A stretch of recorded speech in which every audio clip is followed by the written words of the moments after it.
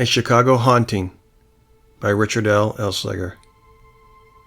Shane Fitzgerald landed his first job in Chicago.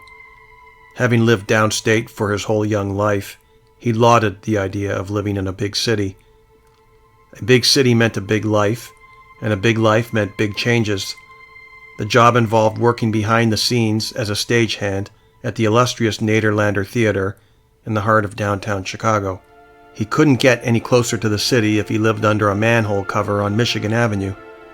Shane's eagerness to escape his rural life put him on an evening train to Chicago with no plan in place where he would stay. When his train pulled into Union Station, he caught a taxi. When the taxi driver asked where to go, Shane gave a non-directional response, and the driver shrugged. He started the meter running and pulled away from the downtown depot. The taxi driver persisted in asking Shane where he would like to be dropped off. Shane's consistent and annoying default answer, just as close to the heart of the city as possible. The cab driver drove in circles, continuing to rack up the meter until Shane became cognizant of the ratcheting amount and stopped the car. The cab rolled to a stop at Grant Park, and Shane turned over the small ransom of cab fare, cursing under his breath for being so foolish and misdirected. When the cab drove away, he found himself standing across the street from the Congress Plaza Hotel. The Congress Plaza should provide reasonable accommodations for the night, and then he would make his plan to set out by morning to find a rental unit somewhere in the city. He crossed the street, dodging traffic, and entered the hotel, a lavish place built back in 1893 with a bizarre set of clashing updates. When Shane walked through the automated doors, a marble floor greeted him along with ornate brass stands and velvet ropes, directing him toward the front desk of the lobby. Massive crystal chandeliers cast low-level light, creating a mysterious and haunting ambience.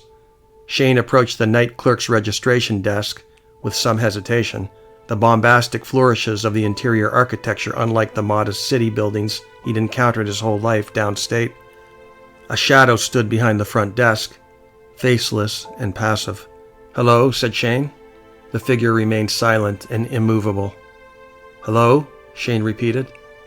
The figure disappeared in a dark puff of dissipating smoke, and another figure walked into its place. "Yes, may I help you?" said the night clerk, emerging into the faltering light. Shane stepped forward, unsure of what he'd just witnessed. He checked the time on the massive wall clock in the distance, an antiquated timepiece adorned by omnipotent figures presiding high over the lobby. The hands pointed to the witching hour. Shane did not believe in ghosts or the paranormal, therefore, what he saw could be none other than a hallucination, the only plausible explanation for the disappearing figure behind the night desk, a trick of the mind due to fatigue. After all, he'd traveled the full length of the state on a late train from southern Illinois, so how could it be for any other reason? "Yes, I would like a room for the night, and not too expensive, please." "Well, sir, we're pretty solidly booked tonight, and most of the rooms that are available run in the hundreds." Shane cast his eyes to the ostentatious marble floor and considered walking out. "But we have an inexpensive room I can offer you for the evening, room 441. "How much is that room?" Shane asked. "Well, it's our least popular room due to it being haunted." "Haunted?" said Shane. "Yes, sir, haunted. I am under an obligation to let anyone know who chooses to rent that room, and there are no refunds." "Well, I don't believe in any of that, so how much for the room?" $10 for the night," she said. Shane's eyes brightened at the enticing offer. "I'll take it," he said, plopping down his credit card. "Are you sure?" questioned the clerk. "Of course I'm sure. I'm not afraid of any ghosts." The night clerk directed Shane to insert his card into the machine and completed the transaction. She provided him a receipt and then extended a plastic keycard. "This doesn't always work, so if you run into trouble, let me know and we'll see about doing another reprogram of the card." "Thank you very much," said Shane. "You're most welcome, and sleep well." The night clerk flashed Shane a wary look that he failed to perceive. Shane picked up his luggage piece and walked to the grandiose brass elevators embedded in the marble walls. He punched the button with arrogant confidence. The massive metal door swept open in 2 layered segments, and he entered, then hit number 4. The powerful panels snapped shut in an aggressive way, as if swallowing him, consuming his very soul. He sensed an abrupt tug on the elevator car before it began its well-worn journey. It pulled him up to the 4th floor with appreciable rapidity and came to a bouncing halt, the door opening out of synchronicity with the stop. He gathered his luggage and headed out in search of the room. He instinctively went the wrong way and groaned as the room numbers became smaller. Such was his lot in life. He'd grown accustomed to always making the wrong turn, the wrong decision, but he knew that leaving his small hometown had, invariably, been the right decision. He performed an about-face and headed down to the other end of the hall and found room 441, dismissive of the knowledge that room 441 happened to be the most haunted room in this establishment, so said the rumor. He swiped the key card with an unsteady, tired hand, and the door made an audible click. He pulled down on the handle and pushed on the door. A chill rushed at him and the skin on his face tightened. "Wow, that's some air conditioner," he said. He flipped on the light. The room looked small but comfortable. The smell of fresh linen hit his senses, but there was an unusual underlying smell that lingered beneath the odor of detergent, a smell he could not place. Shane set down his luggage and made his way to the bed and leaped on it, bouncing on the mattress with the full weight of his body. He smiled. A job in Chicago, a stay at a world-renowned hotel, he'd made it. He checked the air conditioner and found that it had been switched off. The room had pockets of hovering cold air amid the overall stifling heat of the place. He left the air conditioner off, anticipating that the warm and cold patches might equalize over the night to create a pleasant room temperature. He folded the bed sheets and settled in. The underlying odor persisted in a disturbing way, but Shane set it aside to the furthest recesses of his conscience. He called his parents and told them he'd arrived. They cautioned him about Chicago and to be aware of anything suspicious, and he acknowledged their concern. He kept the call short and, in a few brief minutes, took several full breaths, then drifted toward a deep sleep. A dream materialized in Shane's mind, a formless, watery dream of sunshine and a boardwalk. The waters of Lake Michigan lapped the shoreline with gentle foam, and Shane filled his lungs with humid air. He spotted a hot dog stand not far away and took aim. He ordered a foot long with all of the garnishments and tipped the man. The boardwalk was full of dog walkers, strollers, and tourists. Shane took a large bite out of his hot dog and began to choke. He hacked and coughed, then doubled over. People continued their walks, laughing and interacting with each other, while Shane collapsed to the ground, his face turning blue. They walked around and over him, caught up in their own worlds, their own existence. Shane sat up in bed like a switchblade. He took several deep, contemplative breaths and looked at the time. 4 o'clock in the morning. "What a nightmare," he said. Shane fell back to the pillow and stared up at the blackness of his room. His eyes closed and he lapsed into another deep sleep. When morning came, the sheets of his bed had been ripped from him and shredded to pieces. His clothing lay strewn across the floor and his luggage bag flipped over. His first thought was a break-in. He checked his pants folded on the chair, relieved to find the outline of a leather fold in the back pocket. He removed the wallet from his pants and confirmed that all his money still remained.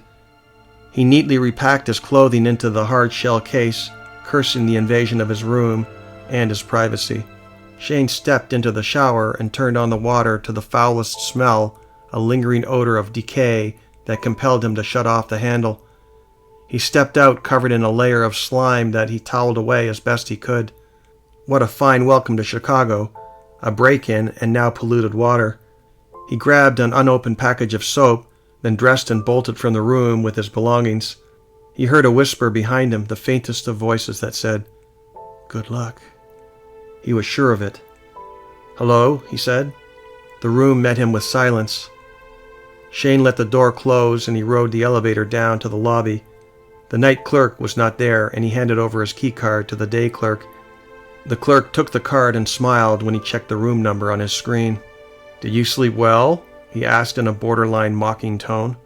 "Everything was fine," said Shane. "Very well then, enjoy your stay in Chicago." "Thank you, sir," said Shane, and he left the Congress Plaza Hotel, never looking back.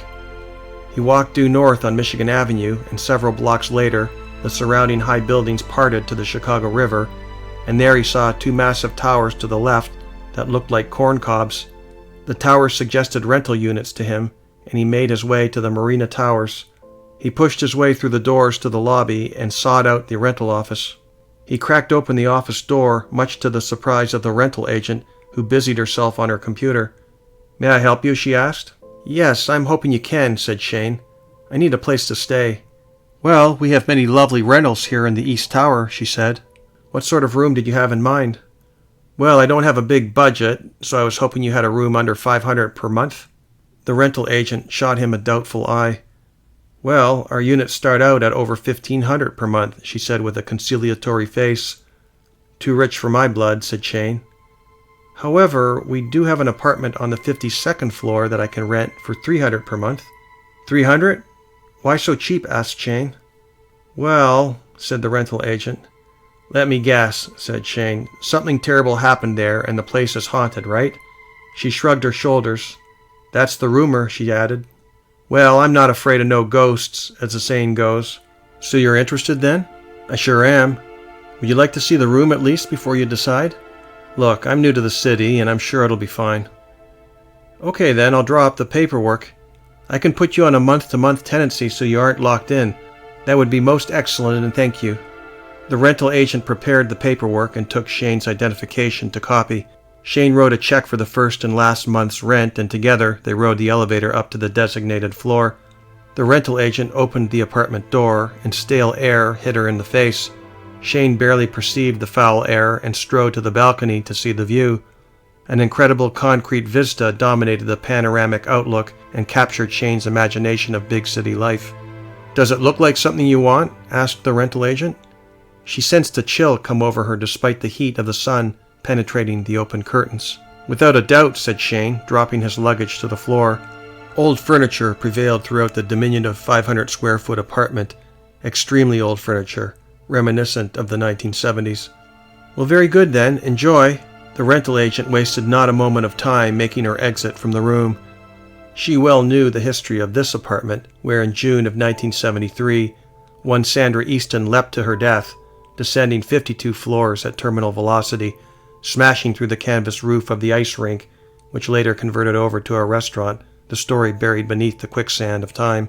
Shane focused his gaze out the window to the city, his eyes absorbed with the ostentatious jungle of concrete. He sighed a pleasant exhalation and unpacked his luggage. He walked throughout the small apartment and noticed the occasional dead spot of cold air, which he attributed to a malfunctioning air conditioner, unable to uniformly cool the place. He would investigate that problem later. He needed some breakfast and headed out to the elevator banks. He hit the button and waited. All indications broadcasted that 2 of the elevators were now out of service, one of them being the one he rode to the 52nd floor less than an hour ago. Electrical issues to be fixed. He'd let the staff know of the problem when he reached the main floor. Shane boarded the elevator and selected the lobby. The doors shut and the elevator stood frozen. The overhead light flickered and then went out. In the darkness, he felt an unspecified sensation brush over his body and caress his neck. The sensation unsettled him, and Shane jerked back. The light came on, and the elevator began to move at a quick pace, bringing him to the main floor in seconds. He exited and walked to the rental office and encountered a different agent. "2 of your elevators are not working," said Shane. The agent continued, looking at his computer. "Yes, we know," said the agent with a dismissive demeanor, failing to visually acknowledge that Shane was even there. So hopefully they'll get fixed soon," said Shane. The rental agent continued to focus on his computer screen and gave a casual nod of the head. The encounter perplexed Shane. All his life spent in a small town with small town values and generalized community friendliness didn't appear to be prevalent here in Chicago. Shane turned away and left the office in search of breakfast. He located a fast food establishment and took a window seat. He placed his order and watched people hustle past, hurried to get to their destinations without expending any effort to notice their surroundings. Perhaps he might become one of them if he lived in the city long enough, a character trait he consciously wanted to avoid. He ate most memorable toast and eggs, but his mind became lost to bigger ideas that expanded like galaxies beyond the realm of his small-town life. "How was everything?" asked his server. "Everything was great, thank you." Shane paid the bill and left a modest tip. He departed and headed toward the theater district to check out the place where he would perform his job duties. He reached the Nederlander and checked the billing. He read the title Mr. Bluebeard on the marquee, starring Dan McAvoy.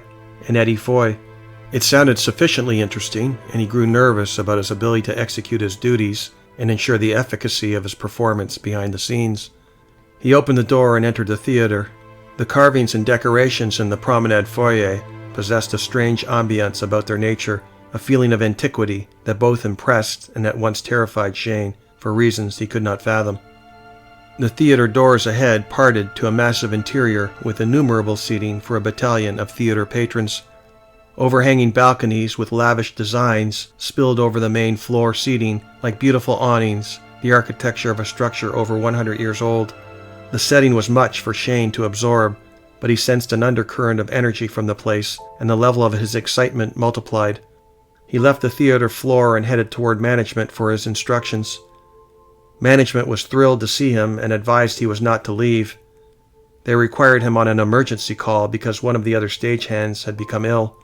Shane was to set up the stage canvases and lighting forthwith, and he acceded to the demand with all the enthusiasm his 20-year-old self could display. He spent a 12-hour day setting up the stage designs and arranging the most suitable lighting effects available in his small arsenal of raw talent. Tomorrow was the play, so he was expected to return in the morning and be ready to run the lighting and scene changes, along with 4 other stagehands. When he finished setting up, he called it a night and walked back to his Marina Towers apartment on the Chicago River. The immense convenience of walking home reminded him of home. Living in such close proximity to his job made the city feel smaller, more manageable. The full bank of elevators functioned again, and Shane delighted in the efficiency of the repairs. He stood at the elevator bank and was joined by a young woman. Shane hit the button and the doors opened. A cool breeze emanated from the interior. "Air conditioner works," he said. She politely smiled and said, "Not always." She pressed floor 47. Shane pressed 52 and the doors closed. The elevator car rocketed upward, leaving less than a 30-second window to converse with the girl. He found her rather attractive, but an extreme look of concern registered on her face. The two stood in silence. "So you're on floor 52, she said. "Yes, that's correct," he said with a smile. The 47th floor came up fast. When the door opened, she stopped and turned. "I'd be careful on that floor. Strange things happen on that floor." She departed through the open door before Shane could respond, and the door closed. Shane's floor chimed, and he exited to walk the circular hallway. He walked for what seemed over a minute, unable to find his apartment. He did several complete loops, finding himself at the elevator banks every time, unable to pinpoint his residence. Most strange, he considered. He went through the circular corridor again, and this time sensed a presence, a constant breeze that followed him, but every time he turned, the breeze tailed off and vanished to nothingness. Shane could not make any sense of it, so he dismissed it. Then he found his apartment. "It's about time," he said with a laugh, and inserted the key. The door swung open and he turned on a light.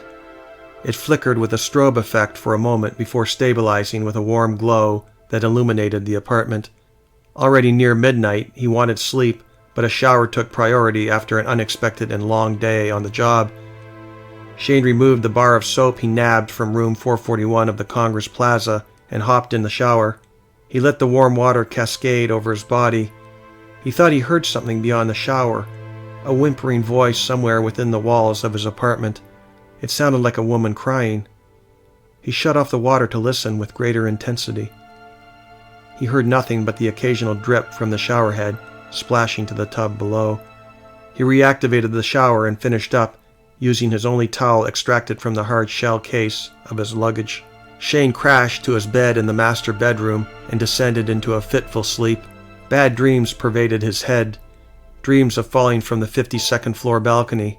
Over and over again, the persistent nightmare would wake him up, clutching his clammy hands. In the darkness of his bedroom, his eyes caught some movement, a shadow, the outline of something indecipherable. Again he heard the sound of a woman crying. The lament came from everywhere and nowhere, but without question came from within the walls of this apartment, his apartment. The time read 4 a.m. according to the dated 1970s clock on the nightstand. He really wondered who'd lived here before him, and for a brief instant, a fear of the paranormal touched his soul. "This is ridiculous," he said, tearing off the covers. He headed for the kitchen. An old coffee machine sat on the counter, and a courtesy package of coffee sat next to the maker. He had no idea how the coffee got there. He checked the expiration date on the package, and it fell within acceptable parameters, so he brewed a pot of coffee and dressed himself, resolved he would get no more sleep. He sat in a chair facing the balcony window, sipped his coffee and stared out to the panoramic view of the city lights, waiting to catch the first rays of the rising sun. He thought about his family at home and missed the dog in his old bedroom. He knew he had to grow up, but it wasn't without some remorse to leave behind one's childhood, never more to have those years or that life ever again. His only solace was that it was an inextricable part of the human condition and wasn't about to change because he didn't like it. He saw no more shadows, heard no more laments, and the rays of the sun blew away any hints of paranormal fear from last night. Shane left behind his apartment and set out for breakfast before another long workday, this particular day providing the real test of his abilities to pull off a live performance of his stage skills. He returned to the place he attended yesterday, and the food did not disappoint. When he finished, he made his way to the Nederlander Theater. He spent the morning receiving instructions on the procedures in place for the Mr. Bluebeard performance and timing of set changes when the curtains were drawn. The performance was scheduled for a matinee show. Shane took an early break for lunch and upon return did a dry run of his duties, including the light show, as integral to the performance. By early afternoon, he considered himself ready. He met and shook hands with lead characters Dan McAvoy and Eddie Foy, then retreated backstage to set the lighting and ambience. The audience poured in to the point there was standing room only. Some people sat in the aisles. Shane wondered about Chicago safety codes and whether this was acceptable, but said nothing for fear of losing his job. Patrons rubbed shoulders in the aisles with their children, and Shane estimated that over 2,000 were in attendance. They wore strange clothing, an unusual dress code unbefitting current times, and that unnerved Shane. They did not look like they belonged. Perhaps they were dressed in character for the show, a sort of cosplay. Shane dimmed the lights and the performance began. The first act went without controversy, and the manager came over to Shane to congratulate him on his flawless work. Other stagehands followed Shane's lead, and the technical aspects of the performance went on error-free. The second act began with a musical number. Shane illuminated the stage with blue spotlights to give the impression of nighttime.